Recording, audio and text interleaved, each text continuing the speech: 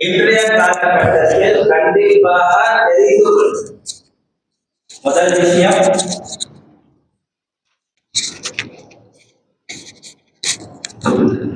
வக்ஃப்னா என்ன?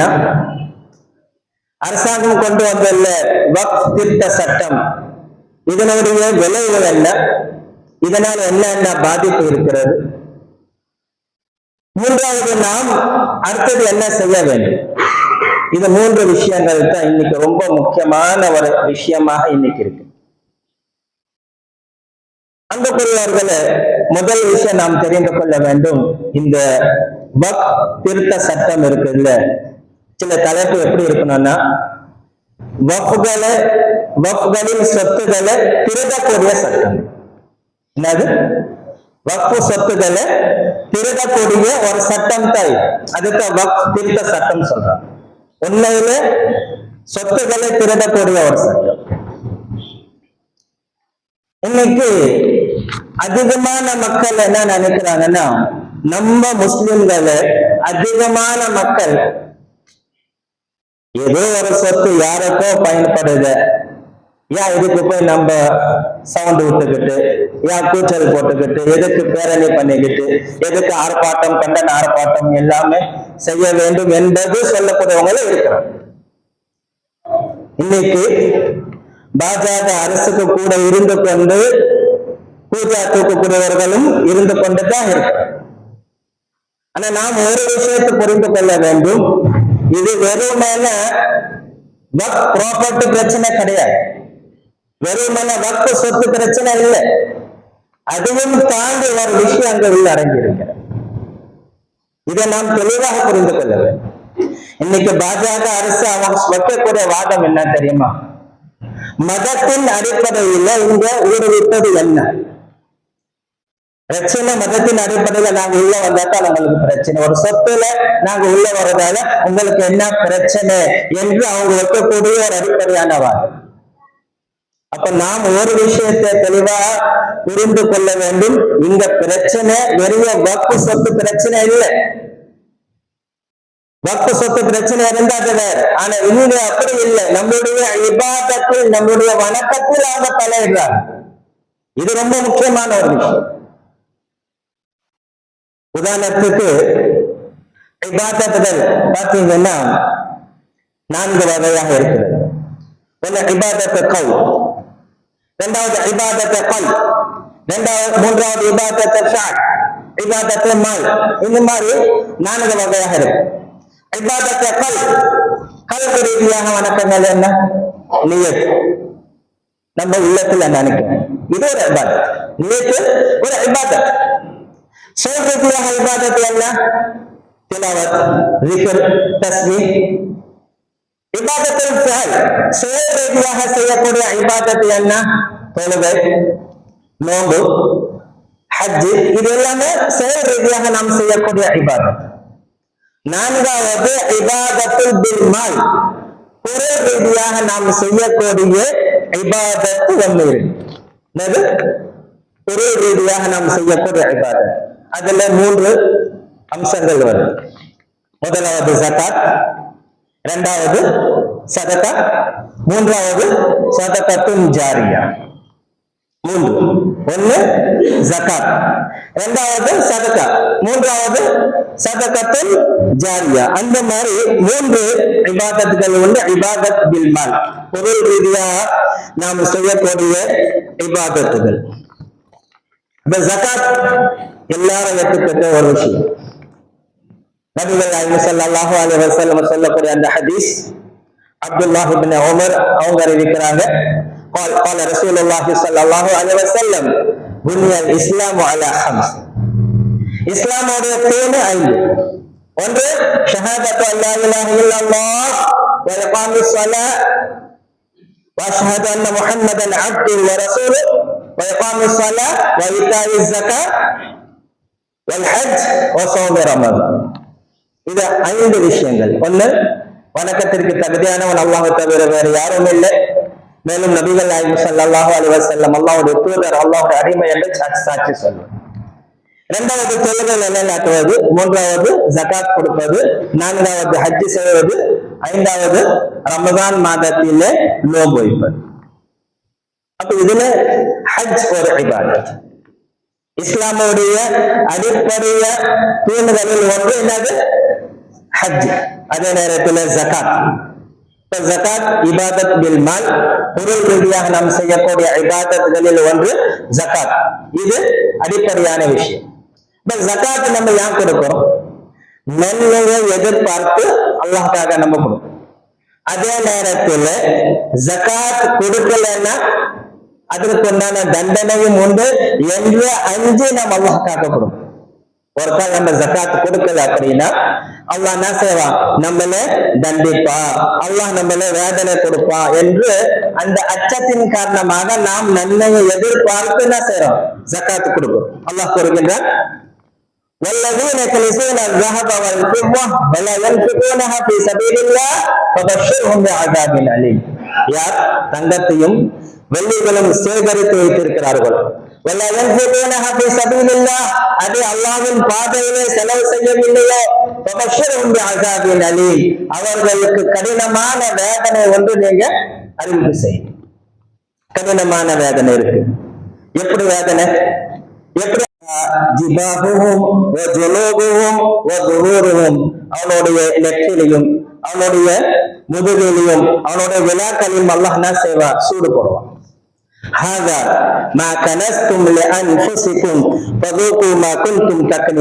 என்று சொல்லுவான். இது நீங்க உலகத்திலே சேகரித்து வச்சீங்களே, சேமித்து வச்சீங்களே, அதை நீங்க சுவைத்து பாருங்கள். நீங்க சேகரித்து வச்சு இதுதான் உங்களுடைய இந்த பொருட்கள் என்று அல்லாஹ் சொல்லி என்ன செய்வான்? சூடுப்போம். அப்போ ஜகாத் நன்மையை எதிர்பார்த்து அல்லாஹ்வுடைய அச்சம், நாளை அல்லாஹ் மறுமையில நம்மளை தண்டிப்பார் என்று எதிர்பார்த்து நாம கொடுக்கக்கூடிய ஒரு இபாதத்தா ஜகாத்.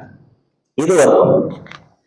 இரண்டாவது இருக்குது, அதே மாதிரி நன்மையை எதிர்பார்த்து நாம் செய்யக்கூடிய இன்னொரு இபாதத் இருக்குது, அதுதான் சதகா. அது என்னது? சதகா. சதகா கொடுப்பதால நிறைய நன்மைகள் உண்டு. அல்லாஹ் கூறுகின்றான், மஸலுல்லதீன யுன்ஃபிகூன அம்வாலஹும் ஃபீ ஸபீலில்லாஹ் கமஸலி ஹப்பத்தின் அம்பதத் சபஅ ஸனாபில் ஃபீ குல்லி சும்புலத்தின் மிஅத்து ஹப்பா. ஒருவன் ஒரு ரூபாய் அல்லாஹ்வுடைய பாதையில அல்லாஹ்வுடைய வழியில செலவு செய்வது எந்த அளவுக்கு அல்லாஹ் ஒரு உதாரணத்தை காட்டி கூறுகின்றான். கமஸலி ஹப்பத்தின், ஒரு விதையை போன்று. என்ன செய்யறான்? ஒரு விதை என்ன செய்யறான்? பூமியில வைக்கிறான். அம்பதத் சபஅ ஸனாபில், அதன் மூலமாக 7 கிளைகள் வரும். ஃபீ குல்லி சும்புலத்தின் மிஅத்து ஹப்பா, ஒவ்வொரு கிளைகளும் 7 இது வரும். ஒரு இதுல இருந்து 7, அதுல இருந்து 100 வகையான கிளைகள் வருது.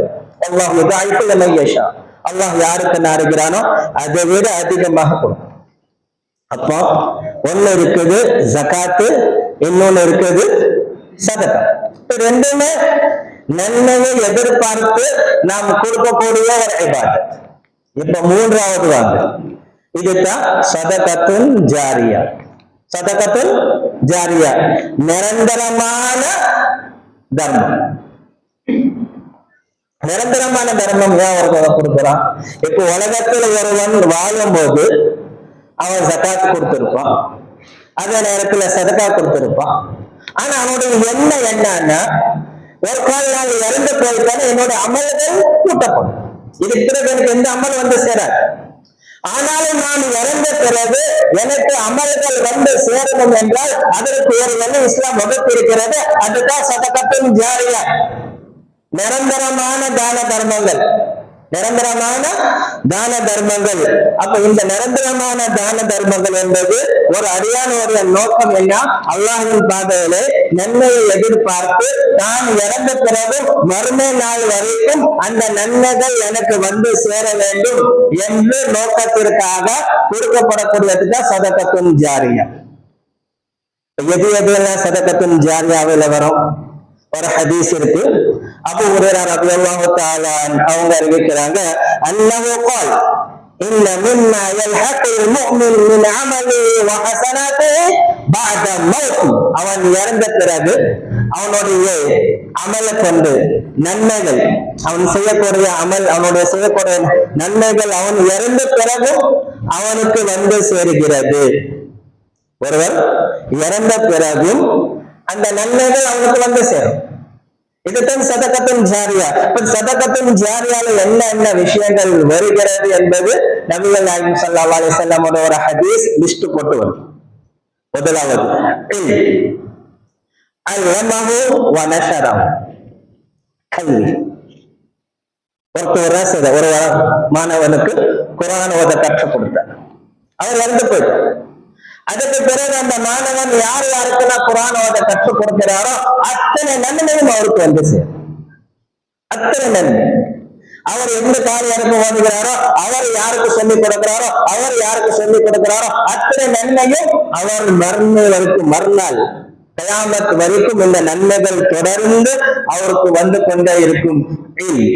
அது கல்வியாக இருக்கட்டும், இல்ல எழுத்து வடிவத்தில் ஒரு புத்தகம் வெளியிட்டார், அதன் மூலமாக ஒருத்தர் அந்த புத்தகத்தை படித்து தன் வாழ்க்கை இஸ்லாத்தின் அடிப்படையில் அமைத்துக் கொண்டு அவர் செய்யக்கூடிய அனைத்து இபாதத்துகளும் யாருக்கு பங்கு உண்டு? யார் அந்த புத்தகத்தை எழுதினாரோ மர்ம நாள் வரைக்கும் அவருக்கு நன்மைகள் வந்து சேர்ந்து கொண்டே. இது முதல் விஷயம். இரண்டாவது, வலதன் சாலிஹன் தரக, அவர் என்ன செய்யறாரு? இறக்கும்போது சாலிஹான நல் பிள்ளைகளை, அல்லாஹ் அவனுக்காக துஆ செய்யக்கூடிய பிள்ளைகளை விட்டுட்டு போயிருக்கிறார் அப்படின்னா அந்த பிள்ளைகள் கேட்கக்கூடிய துஆக்கள், அந்த பிள்ளைகள் செய்யக்கூடிய இபாதத்துகள் அவருக்கு பங்கு உண்டு. பிள்ளைகள் செய்யக்கூடிய துஆக்கள், அவர்கள் செய்யக்கூடிய அனைத்து இபாதத்துகளிலும் அந்த தந்தைக்கு பங்களிப்பு உண்டு. மூன்றாவது,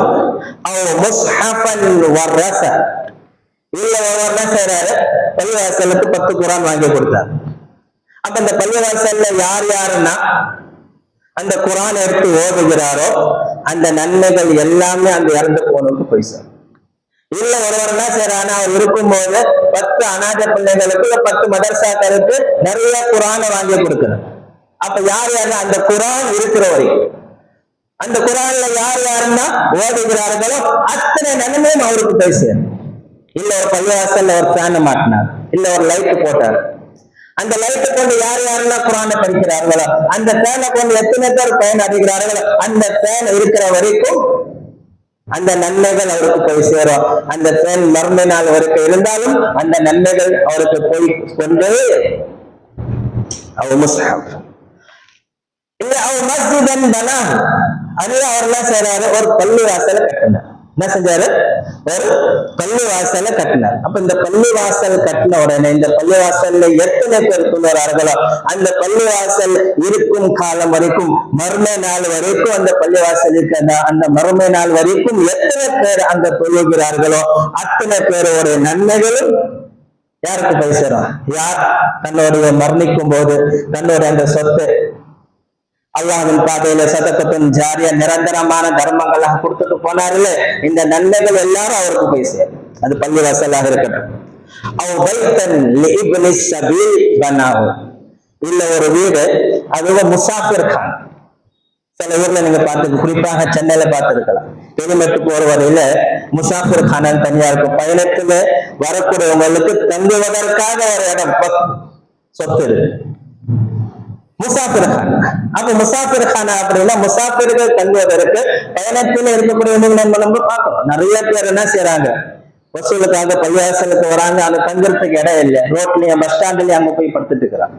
அப்ப அந்த காலத்துல என்ன செஞ்சாங்கன்னா முசாஃபிருக்கான பயணிகள் தங்குவதற்காகவே ஒரு வீடை கட்டி வச்சிருந்தாங்க. அப்ப அத்தனை யார் அதுல பயன் பெறுகிறார்களோ அந்த நன்மையும் எல்லாம் அவங்களுக்கு போய் சேரும். இல்ல அவர் நஹரன் அஜ்ராஹு, இல்ல ஒரு கிணற்று தோண்டி வச்சு, இல்ல ஒரு ஆறத்து கொண்டன, அதன் மூலமாக மக்கள் என்ன செய்யறாங்க?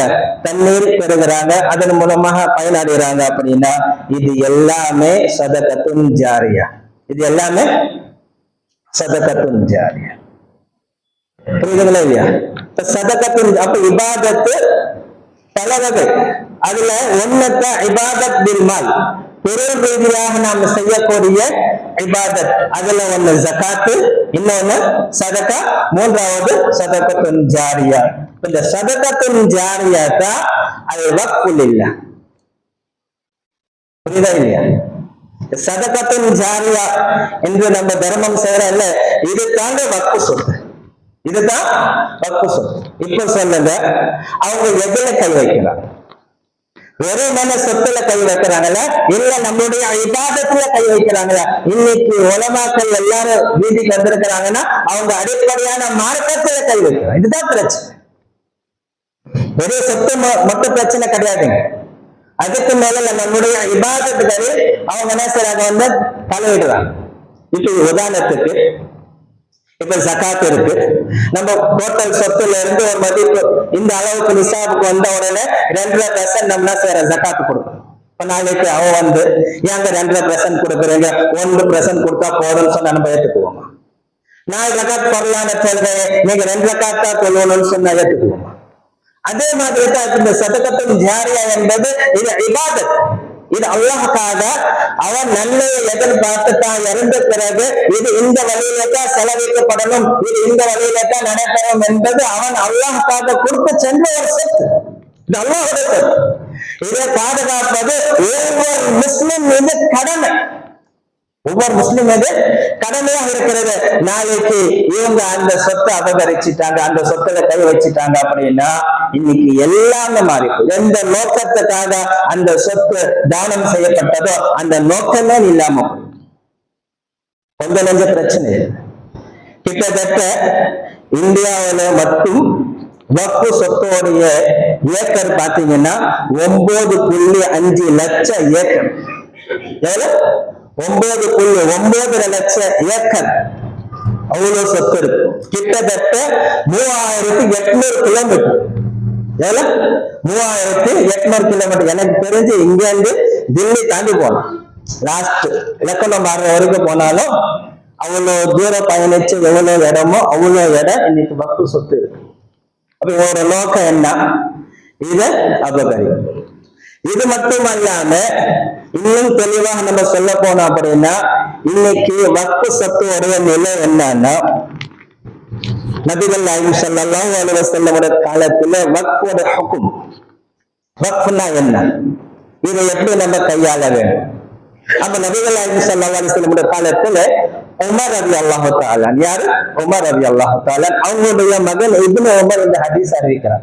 புகாரில வரக்கூடிய ஹதீஸ். என்ன சொல்றாங்கன்னா, உமர் ரலியல்லாஹு தஆலா அஸாப அர்ஸன் பிஹைபர், ஹைபருடைய போர்ல எனக்கு ஒரு பூமி வந்துச்சு. அவங்களுக்கு கனிமத்தில் அந்த பொருள் கொடுக்கப்படுது. சண்டை போட்டு அதுல இருந்து ஹைபர்ல இருந்து ஒரு பூமி அவங்களுக்கு வருது. ரொம்ப அற்புதமான ஒரு பூமி, நல்ல விளைச்சல் தரக்கூடிய பூமி. அந்த பூமியை அவர் பெற்றுக்கொண்டார். யார்? உமர் ரலியல்லாஹு தஆலா. அந்த உமர் ரலியல்லாஹு தஆலா நோக்கம் பாருங்க. ஃபாத்தன் நபி யஸ்தஅமிரு ஃபீஹா, அல்லாஹ்வுடைய தூதர் கிட்ட வராங்க ஒரு ஆலோசனை கேட்பதற்கு, மஷ்வரா செய்வதற்கு. இந்த பூமி எனக்கு கிடைச்சிருக்கு. فقال يا رسول الله اني اصبت ارضا بخيبر, அல்லாஹ்வுடைய தூதரே ஹைபர் யுத்தத்துல எனக்கு ஒரு பூமி கிடைச்சிருக்கிறது. எல்லாம் அசுப் மால நகத்து அன்ஃபஸு இன்தி, அந்த அளவுக்கு ஒரு வஸ்தியான ஒரு பொருள் என்னிடத்தில் இருக்கிறது. அதுதான் மிக உயர்ந்த ஒரு பொருள், எனக்கு ரொம்ப பிடிச்சமான பொருள், என்னோட சொத்துக்களில் மிக உயர்ந்த சொத்து, அவ்வளவு அற்புதமான. அப்ப அந்த இடத்துல நிறைய விளைச்சல் இருக்கு, நிறைய லாபம் தரக்கூடிய ஒரு சொத்தாக அது இருக்கு. இப்ப நீங்க சொல்லுங்க, நான் என்ன செய்வேன்? ஃபமா தஅமுருஹு, நீங்க என்ன கட்டளையிடுறீங்க? அப்ப நபிகள் நாயகம் ஸல்லல்லாஹு அலைஹி வஸல்லம் சொன்னாங்க, இன் ஷிஅத ஹபஸ்த அஸ்லா, நீ நினைச்சா உனக்காக வச்சு, உனக்கு நாட்டம் இருந்தா, உனக்கு தேவை இருந்தா நீ என்ன செய், உனக்காக வச்சுக்க. அவ தஸத்தக்த பிஹா, இல்லை என்றால் நீ என்ன செய், அத சதகத்துன் ஜாரியாவா கொடுத்து சதகா செஞ்சு, இதனை செஞ்சு சதகா செஞ்சு. உமர் ரலியல்லாஹு தஆலா அன்ஹு அவங்களுடைய ஈமான், அவங்களுடைய அமல், தான் இறந்த பிறகு அந்த நன்மைகள் தனக்கு வந்து சேரணும் என்பதற்காக அவங்க என்ன செய்யறாங்க? உமர் ரலியல்லாஹு தஆலா அதை என்ன செய்யறாங்க? தர்மம் செய்யறாங்க. நபிகள் நாயகம் ஸல்லல்லாஹு அலைஹி வஸல்லம் சொல்றாங்க, அந்த சொத்து லா யுபா, விற்கப்படாது.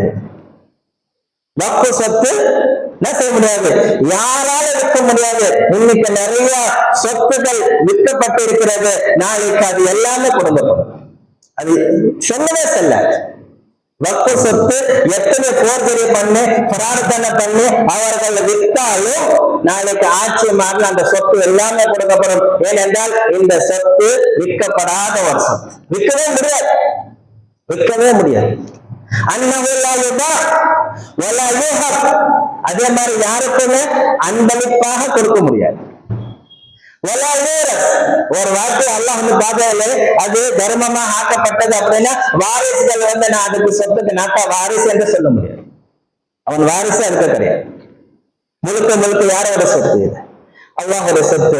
அதன் மூலமா நன்மைகள் யாராவது தானம் செய்தார்களோ அவர்களுக்கு அந்த நன்மைகள் சேர்ந்து கொண்டே இருக்கும்.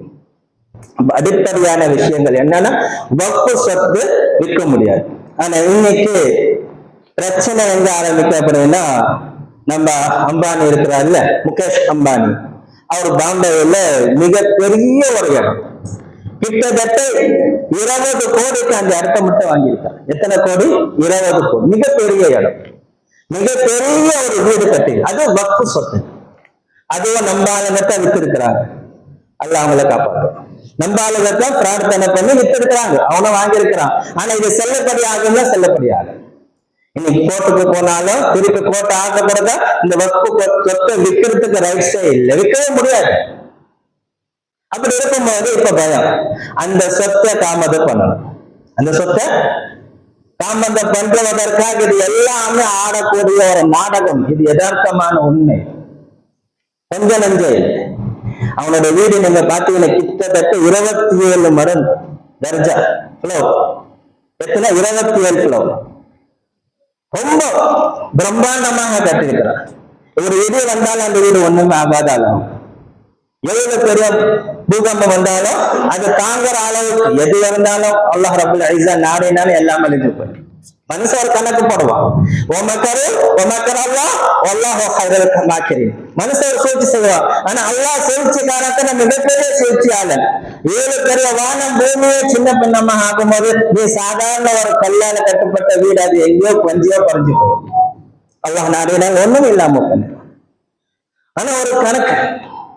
அப்ப இவனா செய்யறான், இந்த சொத்து பாதுகாப்பதற்கு விற்கப்பட்டது, இதை மறைக்கணும். அதற்காக என்ன செய்யறாங்கன்னா இந்த வக்ஃபு சொத்தை அபகரிக்கணும், இது எடுக்கணும். இதன் மூலமாக அதுக்கு பிறகு என்ன செய்யறாங்க, எல்லா சொத்துகளையும் இப்படியே வித்துருவாங்க. இந்தியாவோட கவர்மெண்டோட தலையெழுத்து என்னன்னு பாத்தீங்கன்னா, எதுவுமே நம்ம கையில கிடையாது, எல்லாமே வித்தாச்சு.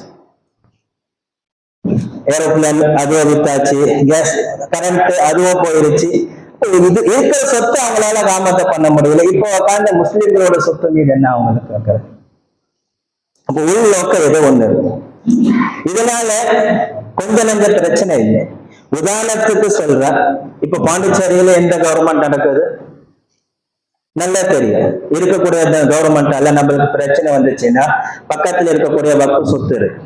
இன்னைக்கு டூரிசமா ஆயிருச்சு. நாளைக்கு அவன் என்ன சொல்றான், இங்க ஒரு சாராய கடை கட்டினா நிறைய கவர்மெண்ட்டுக்கு வருமானம் வரும்னு ஒரு சாராய கடை கட்டுவான். அவனுக்கு ரேட்ஸ் இருக்கு இல்லையா? அப்ப நம்ம என்ன செய்ய முடியும்?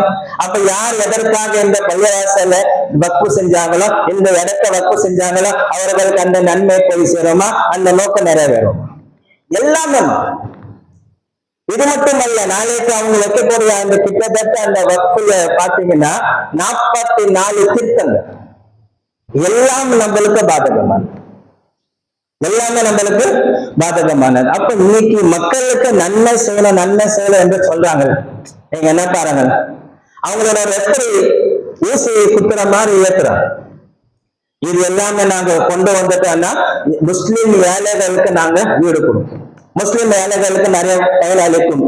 இது எல்லாமே போய் இருக்கிற ஒரு முஸ்லிம்களுக்கு என்ன பண்ண, இது வரைக்கும் அவனால ஒரு முஸ்லிம்க்கு என்ன லாபம் நீங்க எடுத்து பாருங்க. இல்ல, யூபியில எடுத்து பாத்தீங்கன்னா ஜும்மா தொழுவதற்கு தடை, வழியில எங்குமே ஜும்மா தொழுவ முடியாது, ரோட்ல ஜும்மா தொழுவது தடை. ஒவ்வொரு பண்டிகைக்கு என்ன செய்யறாங்கன்னா பள்ளிவாசல திரை போட சொல்ல. எங்க நிம்மதி இருக்குது? ஒண்ணுக்கு ஆட்சி நடக்க அப்படின்னா ஒண்ணு முஸ்லிம் இல்லாட்டி இஸ்லாம், இல்லையா மாடு இல்லாட்டி மாட்டுக்கறி. அதை விட்டு அதிகம் போனா பாகிஸ்தான் ஆப்கானிஸ்தான், இதை தவிர வேற ஆட்சி ஒண்ணுமே இல்லை. இதுவே சொல்லி சொல்லி இன்னைக்கு காலம் ஃபுல்லா விட்டுட்டு.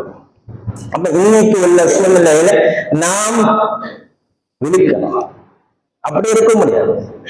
கொஞ்சம் உணர்வு வரணும். இஸ்லாம்னா என்ன, இஸ்லாமோட வாக்கு சொத்துக்கள்ல என்ன, நம்மளுடைய பங்களிப்பு என்ன, இதற்காக நாம என்ன செய்ய வேண்டும். இல்லை என்றால் மிகப்பெரிய ஒரு பாதிப்பு இருக்கு. மிகப்பெரிய, இன்னைக்கு நாம் அமைதியாக இருந்தோம் அப்படின்னா வரக்கூடிய ஜெனரேஷன் மிக மோசமான நிலையில இருக்கும். நம்மளுடைய அனைத்து சொத்துக்களையும் பிடிக்கிறோம். இன்னும் தெளிவாக சொல்ல போனா என்ஆர்சியை விட இது மோசமான ஒரு விஷயம். என்ஆர்சியை விட இது மோசமான ஒரு விஷயம். எல்லாமே மாற்றுவோம். நாளைக்கு ஒரு இமாம் நியமிக்கணும் அப்படின்னு அவன்கிட்ட முடிவு பண்ணும். நாளைக்கு பயான் ஜும்மால பேசணும் அப்படின்னு அவன் லிஸ்ட் போட்டு கொடுப்பான். இதுதான் நீங்க பேசுற, வேற எதுவுமே பேசக்கூடாது, ஒரு லெட்டர் வரும். எல்லாமே அல்ஹம்துலில்லாஹ், அல்லாஹ் ரப்பல் இஸ்ஸா அதுல இருந்து நம்மளை காப்பாற்ற வேண்டும். இன்று வரைக்கும் நம்மளுக்கு சாதகமா ஒண்ணு ஒரு தீர்ப்பு வராங்கல்ல, தற்காலிகமாக தள்ளி போடப்பட்டது. சில பேர் இப்ப நம்மளுக்கு வெற்றி கிடைச்சிருச்சு அப்படின்னு சந்தோஷத்துல இருக்கிறாங்க. இல்ல, ஓய்வு கூட நேரம் இல்லை, இது இன்னும் நம்ம வெளிக்கு கூட நேரம். பாபர் மசூத்ல அப்படித்தான் நடந்துச்சு. ஆரம்பத்துல நம்மள சாதகமா சொல்ற மாதிரி சொன்னாங்க, கடைசியில முற்றிலும் வச்சுட்டாங்க இல்லையா? அது மாதிரி கூட இதை நடக்கலாம். அப்ப நாம நம்மளுடைய கருத்துக்களை தெரிவிச்சுக்கிட்டே இருக்கு. நம்மளுடைய போராட்டங்கள், ஆர்ப்பாட்டங்கள் எங்க நடக்குதோ நாம பாக்குறோம். நான் முஸ்லிம் சகோதரர்களிடத்துல எந்த அளவுக்கு உணர்வு இருக்கிறதோ அதுல கால்வாசி கூட நம்ம ஜனத்துக்கு இல்லை. நீங்க போற போராட்டங்கள் பாருங்க, அவங்க கூட பிடிச்சு நிக்கிறாங்க. நம்ம ஆளுங்க போய் நிக்கிறாங்கன்னா அதுல ரொம்ப கம்மி தான், ரொம்ப ரொம்ப கம்மியான மக்கள். அப்ப நம்மளுக்கு தெரியல, நம்மளுக்கா பிரச்சனை. எல்லாரும் ஏதோ ஒரு சொத்து எங்கேயோ ஒண்ணு போகுது, நம்மளுக்கு என்ன, கொடுத்தவனுக்கு நன்மை கிடைச்சிருங்க. நிறைய பேர் அப்படியே கேட்கிறாங்க, ஹஜ்ரத் அவரு எந்த நோக்கத்துக்காக கொடுத்தாரோ அந்த நோக்கம் நிறைவேறிடுச்சு, அதுக்குண்டான கூலை கிடைச்சிருச்சு, நாம ஐயா இல்லை. இதனால பின் விளைவு என்ன, இதனால பாதிப்புகள் என்ன? நிறைய நன்மைகள் செய்யக்கூடிய விஷயங்கள் இருக்குது. சாதாரணமா அவங்க கிட்ட எந்த அளவுக்கு ஒரு பவர் இருக்கு அப்படின்னா, எது பற்றிய நினைக்காம ஒரே நைட்டுல கரெக்டா அவங்க வைக்கக்கூடிய எல்லா சட்டத்தை 2 மணிக்கு 1 மணிக்கு 3 மணிக்கு தான் நடத்துறாங்க. நீங்க என்ன பண்ண, நைட்டோட நைட்டா முடிச்சிடலாம். அதுவும் கரெக்டா நோம்பு டைம்ல நம்ம எல்லாம் அசதியா தூங்கக்கூடிய அந்த நேரத்துல 2 மணிக்கு பில் பாஸ் பண்ணிடுறோம். ஒரே இரவுல 1500 செல்லாதுன்னு சொன்னோம். எது பத்திய கவலைப்படல. எந்த மக்கள் எத்தனையோ பேர் என்ன செஞ்சாங்க, ரோட்ல அந்த மாற்றத்துக்காக பல உயிர்கள் கொடுத்தாங்க. உண்மையில உனக்கு இந்த நாட்டுக்கோ இந்த மக்களுக்கு நல்லது செய்யணும் அப்படின்னா ஒண்ணு இந்த மதுவை தடை செய்ய முடியுமா? இதனால் எத்தனை தாலிகள் அடமானமாய், எத்தனை குடும்பங்கள் நாசமாயிருக்கு, எத்தனை பிள்ளைகள் அனாதையாக இருக்கிறாங்க, எத்தனை ப்ராப்ளம்ஸ் இருக்குது. உண்மையிலே மக்களுக்கு நல்லது செய்யணும் அப்படின்னு ஆதங்க நல்ல எண்ணம் இருக்கு அப்படின்னா ஒரே நாள்ல டோட்டல் மதுவை ஹராமாக மூடு செய்ய மாட்டாங்க. நான் நோக்கம் அது கிடையாது. முஸ்லிம்களுக்கு தொல்லை கொடுக்கணும் என்ற ஒரே நோக்கத்துல இந்த அரசாங்கம் நடந்து கொண்டு அடுத்த எலெக்ஷன்ல அவங்க பிஜேபி ஆட்சி வந்துச்சுன்னா அதுக்கு பிறகு எலெக்ஷனே நடக்காது, டோட்டலா மாறி. இது யதார்த்தமான ஒரு உண்மை. இன்ஷா அல்லாஹ் எழுதி வச்சு சாதாரண விஷயம். அப்ப நாம இன்னைக்கு இன்றைய காலகட்டத்துல ஒற்றுமையோடு செயல்படக்கூடிய ஒரு சூழ்நிலை நம்மளுக்கு கொஞ்சம் நம்பில. சாதாரண ஒரு சிக்க எடுத்து பாருங்க, அவன் ஆட்சி நடத்துறான், அவனால முடியுது. நம்ம இத்தனை பெர்சன்டேஜ் இருக்கிறோம், இத்தனை கோடி மக்கள் முஸ்லிம்கள் இருக்கிறாங்க, ஆனா நம்ம கிட்ட ஒற்றுமை இல்லை. ஆளுக்கு தனியா பிரிஞ்சு இன்னைக்கு ஒண்ணுமே இல்லாம நம்ம நிக்கிறோம். பார்லிமெண்ட்ல பேசக்கூடியவங்க நம்ம சார்பாக யாரு இருக்கிறோம் சொல்லுங்க? வெறும் 13 பேர் முஸ்லீம் இருக்கிறாங்க, அவ்வளவுதான். வேற யாரும் நம்மளுக்காக குரல் கொடுப்பதற்கு கிடையாது. இது எல்லாமே மாறும். வரக்கூடிய பிரச்சனை நம்ம மனசுல கருதி நம்ம என்ன செய்யணும், அடுத்ததாக நம்ம ஒற்றுமையாக செயல்படும். ஒற்றுமையோட இல்லை அப்படின்னா டோட்டலாக நம்மள என்ன செஞ்சிருவான், காலி பண்ணிடுவான். அல்லாஹ் ரப்பல் இஸ்ஸா அதுல இருந்து நம்மளை காப்பாற்ற வேண்டும். இறுதியாக ஒரு விஷயம் சொல்லுங்க, யார் யாருன்னா இந்த சொத்துக்களை அபகரிக்க முயற்சி பண்றார்களோ ஒரு ஜான் அளவுக்கு அவங்க எடுத்தாலும் அல்லாஹ் ரப்பல் இஸ்ஸா நாளை மறுமையில 7 பூமியை சுத்தி, ஒரு பூமியோடு பெருசு, அந்த மாதிரி 7 பூமியை சுத்தி அவனோட கழுத்துல மாலையா அணிவிப்பான். அப்படி நினைச்சு பாருங்க. ஒரு ஜான் திருடனா, ஒரு ஜானில மோசடி செஞ்ச சும்மா விட மாட்டான். இருந்தாலும் நம்முடைய பொறுப்பு என்ன? நாம அடுத்த கட்டம் என்ன செய்ய வேண்டும்? அடுத்த கட்டம் என்ன செய்ய வேண்டும்? எப்படி இதை ஹேண்டில் பண்ண வேண்டும்? எப்படி ஒற்றுமையோட நம்ம செயல்பட வேண்டும்? இறுதியா ஒரே ஒரு ஹதீஸ். நபிகள் நாயகம் ஸல்லல்லாஹு அலைஹி வஸல்லம் காலத்துல ஜாஅ ரஜுலுன் இலா ரசூலில்லாஹி ஸல்லல்லாஹு அலைஹி வஸல்லம் ஃபகால் யா ரசூலல்லாஹ், ஒரு மனிதன் அல்லாஹ்வுடைய தூதர் கிட்ட வரார்.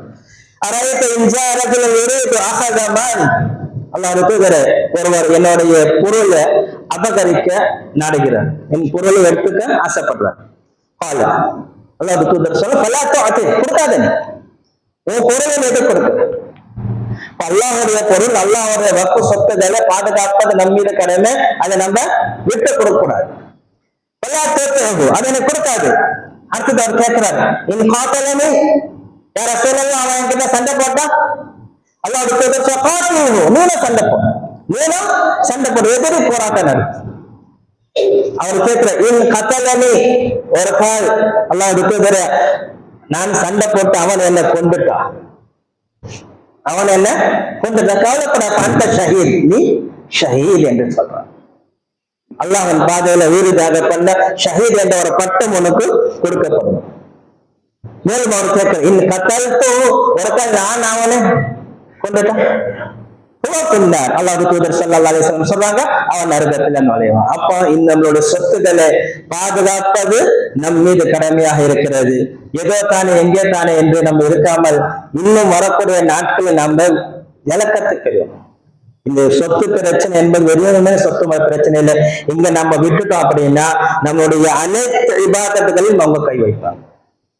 தொழுகை விஷயத்துல, பாங்க விஷயத்துல, குர்பானி விஷயத்துல, கர்ணா தொழுகை விஷயத்துல, நாளைக்கு ஒரு சட்டம் ஒரு குர்பானி கொடுக்க கூடாதுன்னு இன்னைக்கு நிறைய ஊர்ல அதுவும் நடக்குது. அப்ப அல்லாஹ் ரப்பல் இஸ்ஸா நம்மளுடைய இந்த மார்க்கத்தை நம்ம காப்பாற்றிக் கொள்வது நம் மீது கடமை. அல்லாஹ் பாதுகாக்கக்கூடியவன் தான். நாளைக்கு அல்லாஹ் கேட்பான, நீ என்னடா பண்ண, என்ன பதில் சொல்லுவோம்? நம்மளுக்கு பொறுப்பு அல்லாஹ் கொடுக்கிறார். இது பால ரப்புகளின் மலாயிகத்து இன்னி ஜாஇலுன் ஃபில் அர்தி ஹலீஃபா, நான் பூமியில என்னோட பிரதிநிதியை உருவாக்க போறேன். அல்லாஹ் நம்மள யாரு சொல்றோம்? நம்மள என்னன்னு சொல்றோம்? நாயிப்னா என்ன? சிஎம், துணை சிஎம் இருக்கிறான், அந்த மாதிரி நாயிப்கள் அல்லாஹ்வுடைய இடத்துல யார வச்சுக்கிறான்? பூமியில நம்மள வச்சுக்கிறான். அப்ப வரக்கூடிய பிரச்சனைகளை ஃபேஸ் பண்ணக்கூடிய நாமத்தான். அல்லாஹ் நாளைக்கு கேட்பான், நான் உன்னை நாயிப ஆக்க, பிரதிநிதியை ஆக்க, நீ என்ன ஸ்டெப் எடுத்த, நீ என்ன முயற்சி பண்ண? அப்ப நம்ம என்ன பதில் சொல்லுவோம்? அன்புக்குரியவர்களே, மிக முக்கியமான ஒரு விஷயமா இருக்கிறது, நாம் அனைவரும் ஒற்றுமையா இருக்க வேண்டும். குறிப்பாக அல்லாஹ் இடத்துல அதிகமா துஆக்கள் செய்ய வேண்டும். அல்லாஹ் நம்மளுடைய துஆ எனக்கு ரொம்ப முக்கியம். நம்ம கிட்ட இருக்கக்கூடிய மிகப்பெரிய ஒரு ஆயுதம் என்னன்னா துஆ. அதுல குறிப்பாக இபாதத்துக்குள்ள நம்ம தூரம் ஆயிடும். ரம்ஜான் முடிஞ்சிச்சு, இபாதத் குறைஞ்சிருச்சு. இப்பதான் இபாதத் செய்யக்கூடிய நேரம். வெறுமனே துஆ கேட்ட துஆக்கள் அங்கீகரிக்கப்படாது. இபாதத்துடன் நம்ம துஆ கேட்டா நம்முடைய துஆக்களும் அங்கீகரிக்கப்படும். இன்ஷா அல்லாஹ். அல்லாஹ் சுப்ஹானஹு வ தஆலா நம் அனைவரையும் ஒற்றுமையுடன் செயல்படுத்தக்கூடிய ஒரு பாக்கியத்தை கொடுப்பானாக. வாஹிரு தஅவானா அல்ஹம்துலில்லாஹி ரப்பில் ஆலமீன். அஸ்ஸலாமு அலைக்கும் வ ரஹ்மத்துல்லாஹி வ பரகாத்துஹு. வலில்லாஹில் ஹம்து ரப்பிஸ் ஸமாவாதி ரப்பில் அர்தி ரப்பில் ஆலமீன். وله الكبرياء في السماوات والأرض وهو العزيز الحكيم. قال الله تعالى في القرآن المجيد والفرقان الحميد: أعوذ بالله من الشيطان الرجيم. بسم الله الرحمن الرحيم. قل هو الله أحد الله الصمد لم يلد ولم يولد ولم يكن له كفوا أحد. بسم الله الرحمن الرحيم. نعمتان مغبون فيها كثير من الناس: الصحة والفراغ، أو كما قال عليه الصلاة والسلام: إن الله وملائكته يصلون على النبي يا أيها الذين آمنوا صلوا عليه وسلموا تسليما. اللهم صل على محمد وعلى آل محمد كما صليت على إبراهيم وعلى آل إبراهيم إنك حميد مجيد. اللهم بارك على محمد وعلى آل محمد كما باركت على إبراهيم وعلى آل إبراهيم إنك حميد مجيد. إن الله يأمر بالعدل والإحسان وإيتاء ذي القربى وينهى عن الفحشاء والمنكر والبغي يعظكم لعلكم تذكرون. اذكروا الله يذكركم وادعوه يستجيب لكم ولذكر الله تعالى أعلى وأولى وأعز وجل وأعظم وأكبر.